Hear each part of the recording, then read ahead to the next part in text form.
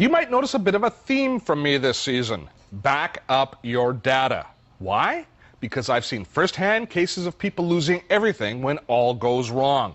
Losing work-related documents is bad. Losing your contact list is bad. Your calendar? Bad. All of your settings on your computer? All those things are bad.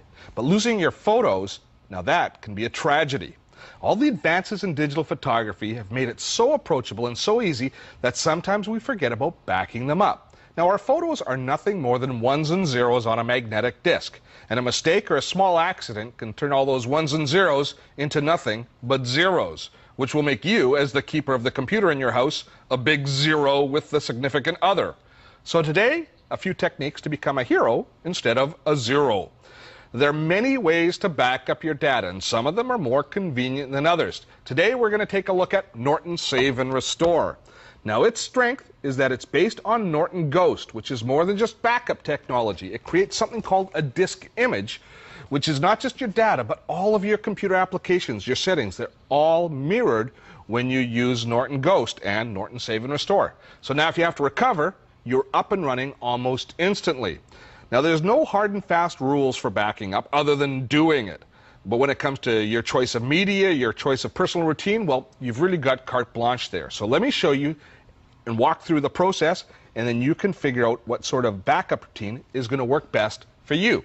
Now, when we install Norton Save and Restore, it installs in Norton Security Console, so it's here with all of our antivirus software and all of our firewall. It's in the Norton Save and Restore area, and we see several different choices right off the top. We can back up now, which we'll do in a moment.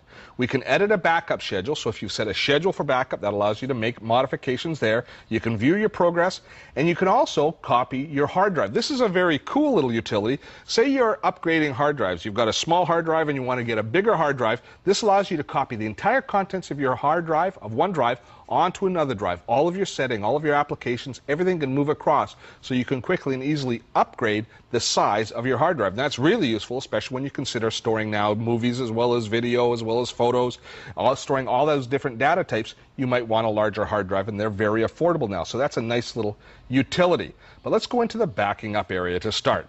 When we open backup now, it opens a schedule for us, and it also brings us into a wizard that allows us to start the whole backup process.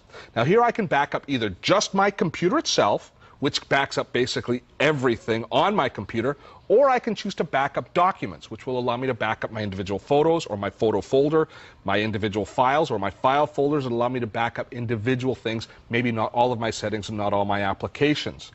I'm going to choose the custom setting because I want to show you all of the different steps involved, but you can use the wizard to very quickly create a backup of everything with just a few clicks of the mouse. But I want you to see all of the different settings.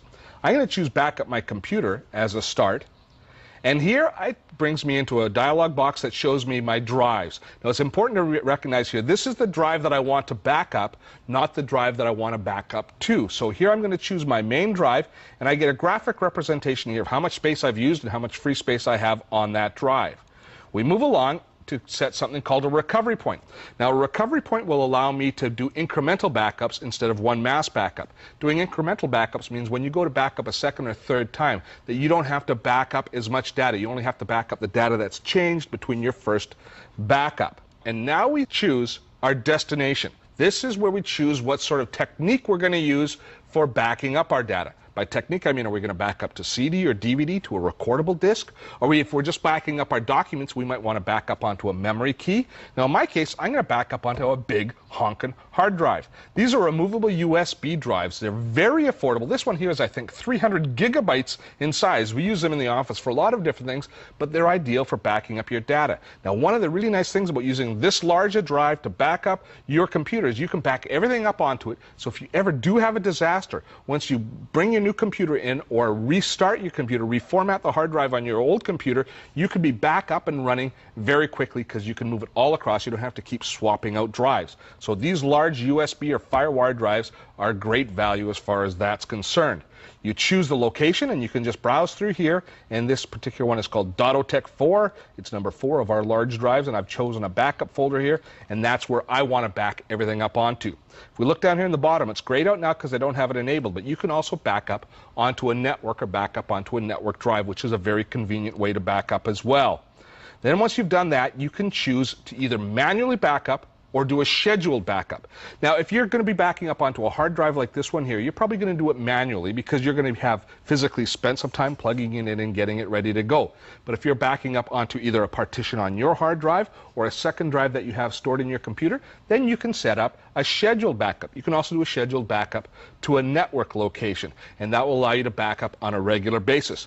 You determine your schedule here. Now, you can back up every day or once a week. What I recommend people do is they back up both locally onto either a partition of their hard drive or an internal hard drive on their computer every day or once a week, whatever's appropriate for the amount of data and the amount of change in your data, and then either every week or once a month back up onto a removable drive like this hard drive.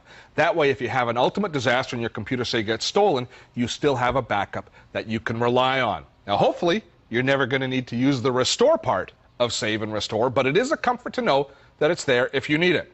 So why not make this your weekend tech project? It'll just take a few minutes to set things up, and when you're done, you might just save all your memories.